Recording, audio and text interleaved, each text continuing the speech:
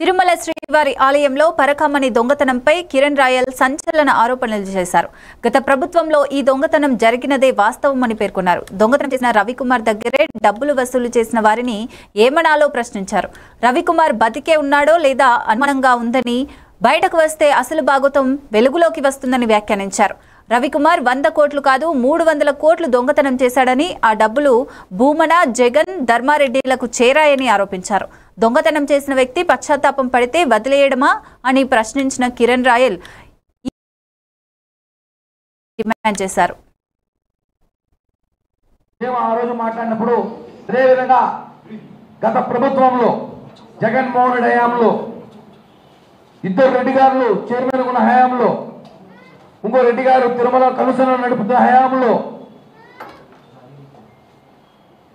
తిరుమల పరకామణి చోరీ జరిగినప్పుడు ఆ విషయాన్ని ఒక 2-3 మీడియా ఛానల్ బయటకు తీసుకురావడం జరిగింది.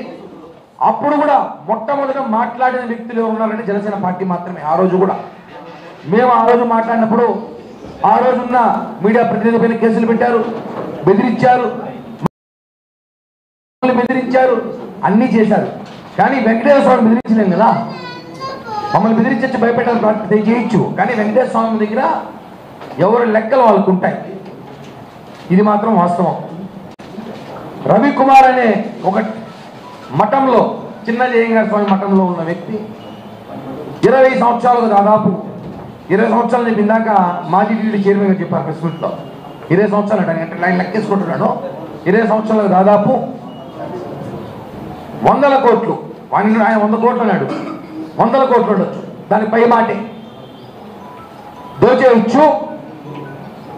కోర్టులు, జైళ్ళు, శిక్షలంతా వద్దు, ప్రాయశ్చిత్తం చేసాం, తప్పు చేసామంటే క్షమించేస్తారంట. అప్పుడు ఈ పోలీస్ స్టేషన్లు ఎందుకు, ఈ చట్టాలు ఎందుకు, ఈ లా ఎందుకు, ఇవన్నీ ఎందుకు అర్థం కాదా. అతను ఇప్పుడు మేము ఎవరో ఒకరు వీడు అనుకున్నాం, వీడు 10 లక్షలు దొంగతనం చేస్తాడు, దొరికిపోయినాడు పోలీసులకి. సార్ నేను దొరికిపోయిన తప్పేపి సార్, నేను